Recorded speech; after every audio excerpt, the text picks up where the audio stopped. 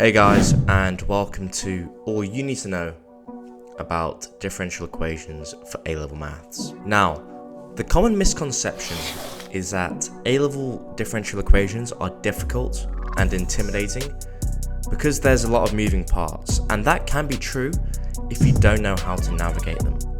That's why today I'm going to be showing you a framework to not only navigate but smash any differential equation that you get given in the paper. Note that not understanding this has serious ramifications. Differential equations represent roughly 7 to 12% of the paper, which means getting it wrong can take you from an A to a B. There are basically 4 elements to overcome in order to feel confident doing differential equations. Number 1, structuring the problem. Number 2, solving the particular equation. Number 3, modeling a differential equation problem. The 4th element is the glue that holds all of this together: integration. So if you're not practicing your integration enough, your differential equations will collapse. Meanwhile, if you are practicing integration enough, then you'll get differential equations right again and again and again. Number 1, structuring the problem. The key here is simply to think of a differential equation similar to how you'd think about an ordinary equation. As you can see, if we arrange 5y equals x, we get y is equal to 1 over 5 times x. In this example, we simply solve for y by rearranging the formula. Meanwhile, if we have 5 dy equals dx, we can solve for dy by doing the same thing. So we get dy is equal to 1 over 5 dx.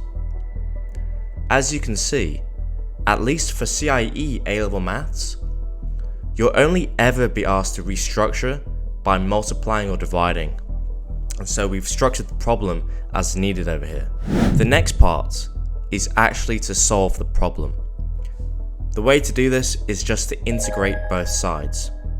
So here, we get y is equal to 1 over 5x plus c.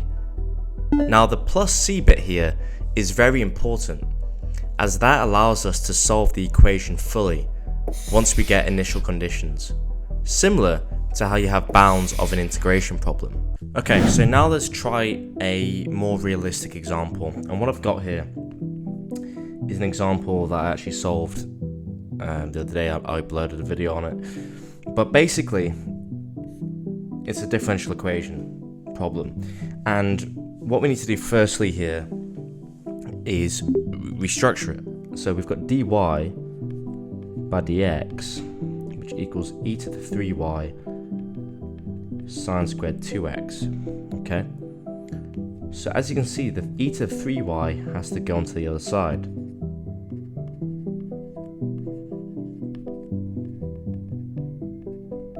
And the sine squared 2x is going to remain on this side. Okay, so that's the first element here. That is restructuring the problem. Okay, we've divided e to the 3y, brought it onto here, and we've multiplied by dx to bring it over here. Okay, so now we're left with e to the 3y dy and sine squared 2x dx. Next step, solving the problem. To solve the problem, as you realize, we have to integrate. To find the integral of both of these. And this is where everything ties in together.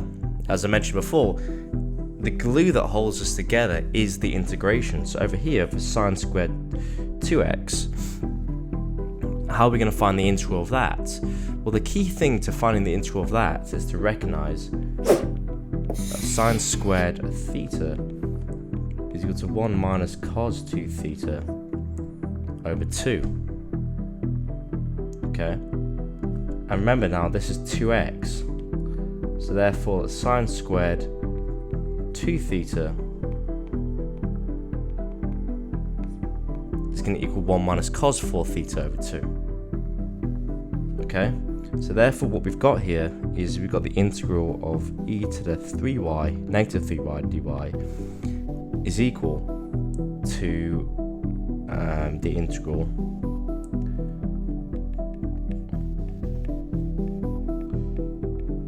of 1 minus cos 4, that should be x, dx. And now it's just a case of integrating.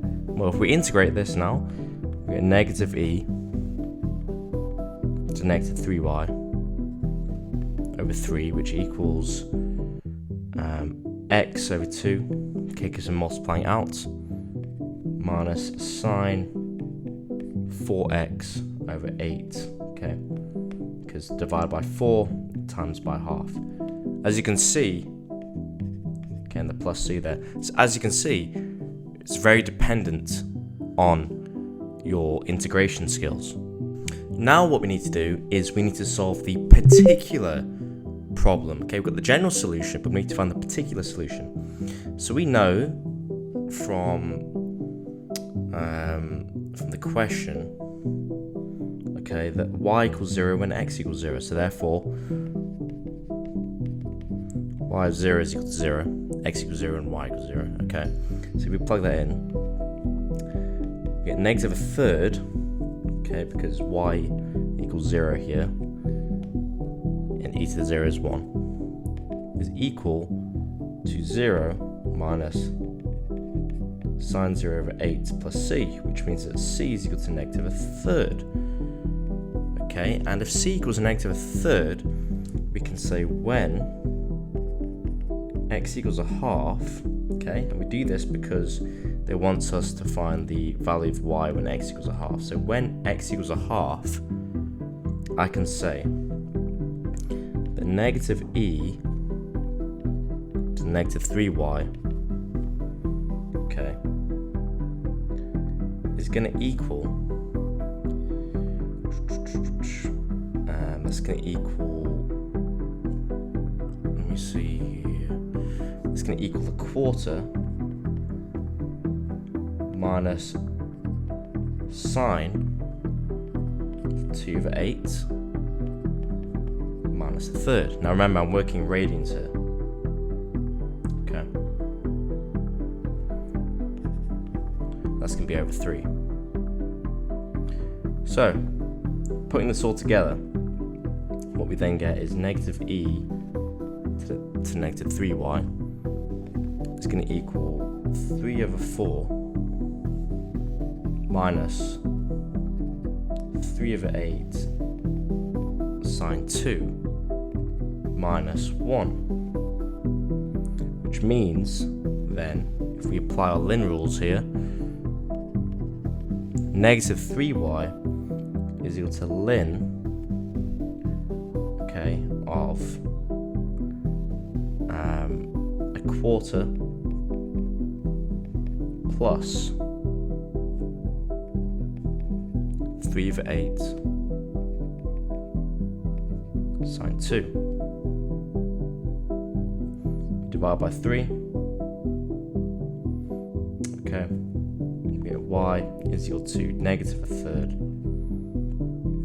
Lin quarter plus 3 over 8 sine 2. So y is going to equal 0.175. And that's going to be your final answer to that question. So over here, we've got a question where they want us to basically show that the differential equation is a half y. Okay, and we've got this graph, and we've got a perpendicular, we've got a right angle triangle here. Tn is equal to 2, so we can label that. Okay, so the first thing I'm going to say is, okay, right, what is tan? What is a tan? Tan of theta is equal to opposite over adjacent. Okay, so in this instance, if we've got theta here, tan theta is going to equal Pn over Tn, which equals Pn over 2. Now Pn is equal to y, okay, because we don't know what that A value is, but it's the y value of P. Okay. So tan theta is equal to y over 2. Now, what is opposite over adjacent? Well, opposite over adjacent is y over 2, obviously, so Pn over Tn. And so if we're measuring a curve, it will be change in y over change in x. In other words, tan theta is equal to dy over dx. So therefore dy by dx is equal to y over 2, which equals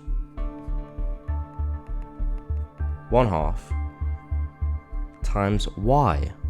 Now, for number II, it says that the point with coordinates 4, 3 lies on the curve, and it therefore wants us to solve the differential equation to obtain the equation of the curve expressing y in terms of x. So, how do we do this? Well, we know that dy by dx is equal to 1/2 y. Okay? So we need to solve the differential equation. So we apply the first principle, restructuring, rearranging in other words. So, what does that tell us? 1 over y times dy is equal to 1/2 dx. Okay, because we divide by y and we times by dx. Next, we integrate both sides. So, if we do that, what we get is ln y is equal to 1/2 x plus c. So, in other words, we've completed step 2. We've solved the equation. But the next part of point 2 is to solve the particular equation, which is why we have c here. So it passes through 4, 3.